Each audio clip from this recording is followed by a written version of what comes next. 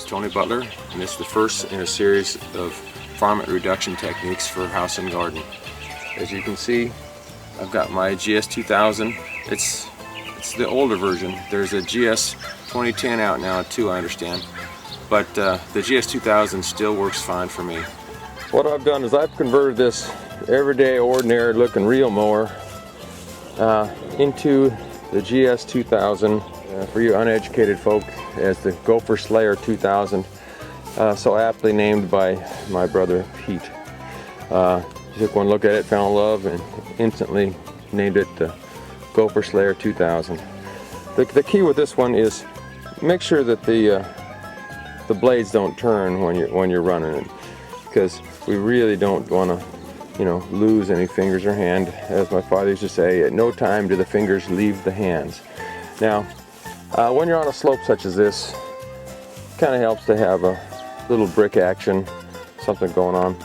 But just this morning, I saw this gopher hole popping up, and so I thought it would be a good time to demonstrate the viability of the GS-2000. First thing we're going to do is had me an old washer sitting under the deck, and it had the gas line. And I got a couple of your handy dandy little things down at Home Depot, and took off the muffler and screwed that puppy right on in. So now I've got a nice way to direct my exhaust. Okay, and then the next thing we're going to do is I'm going to get my trusty shop vac out that I've modified slightly to suck out all that dirt and get a nice clean hole right down into the varmint's den. I've taken my trusty shop vac, I've modified it with, they used to have a big old fat hose, and like any good old boy knows how to do, just tape on a smaller one. There we go. Now I can get way down in there with the smaller hose. Next thing I'm going to show you how to do is suck up some dirt. That's right. See, what happens is we suck up all the dirt out of there, get a nice clean hole, and all the dirt goes down into the shop vac. And then when I'm ready for it, I'm going to need that dirt. I just open it up and dump it right back out.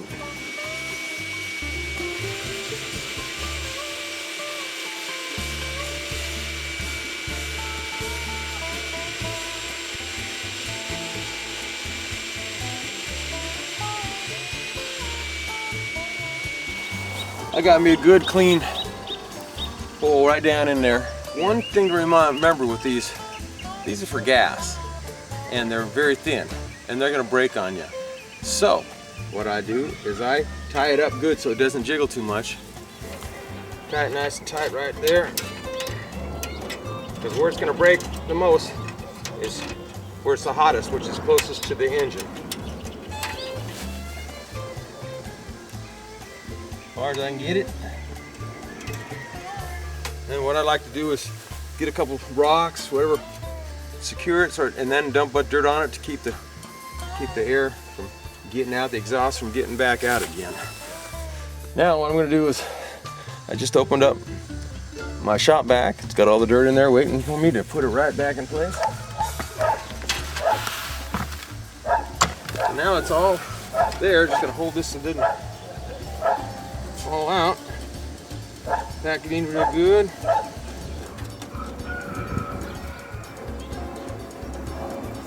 And now the Gopher Slayer 2000 is ready to rumble.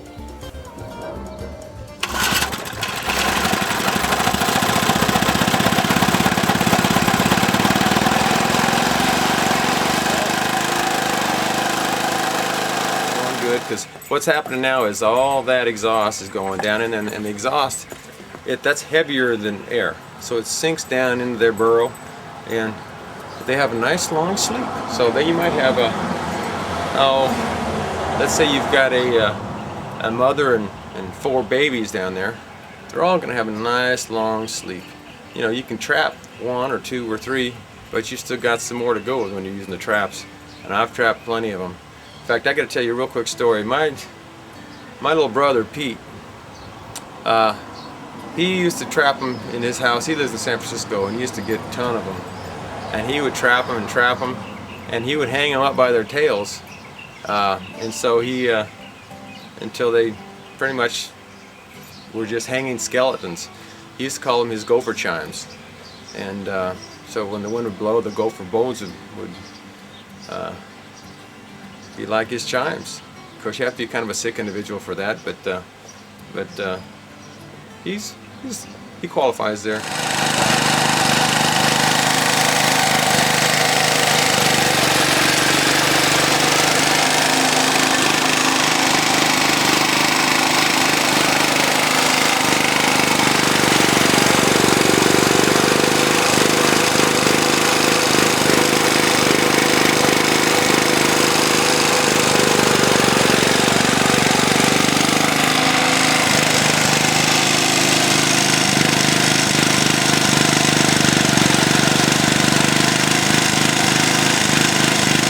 Alright, now that you've seen the wonders of the Gopher Slayer 2000, you're wondering, how can I get a Gopher Slayer 2000?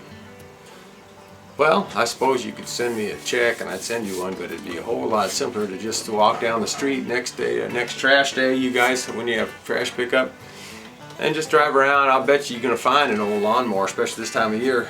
Probably find an old lawnmower laying outside of the road that's no blade on it, it's all messed up. Pick it up for free, take it home, clean out the carburetor. Probably take you about 30 minutes to pop off the carburetor, pop off the float. Don't go too deep, just got to pull the float off and clean out the float bowl, and make sure that the needle valve's not stuck in there. And it's real simple.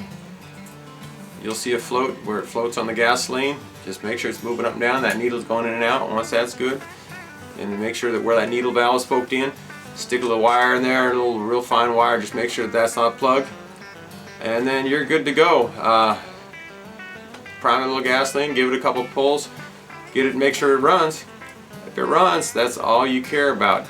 But my good old GS-2000 still kicking Gopher butt. Okay, now it's going to cost you probably maybe 50 cents for a full tank of gas. Maybe, even at $3 a gallon. I'm sure it's not even 50 cents to fill that thing up. I just let it sit there and run. Now when it's all done, I don't take it away. I leave it sitting right there because it's already down the hole. In case I didn't get them all, if sometimes the very next day one will pop up, and I'll just leave it right there and fill it up with gas and start it up, let it go again. Usually the second time's the charm if the first one doesn't get it. But usually the first one will get it. It's pretty rare that that'll happen. But in fact, one time I left in about 6 months later when he popped up. I didn't even bother to do that. I just started right up and took care of the business.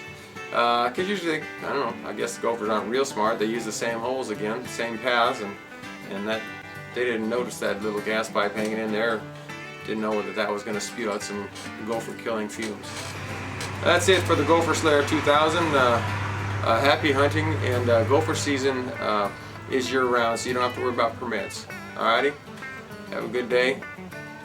See ya. This is Tony Butler for the GS-2000, signing off.